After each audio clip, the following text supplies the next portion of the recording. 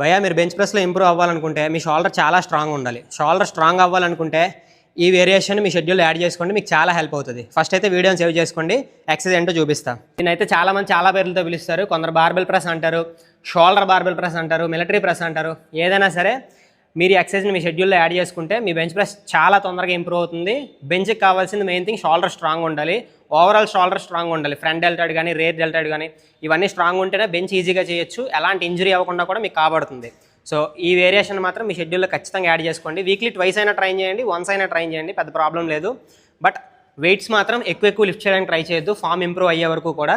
So ఇప్పుడైతే నేను నా బెంచ్ పిఆర్ వచ్చేసరికి 115 kgs. ప్రెజెంట్ నేను 50 kgsతో ప్రాపర్గా చేసి చూపిస్తాను, చూడండి.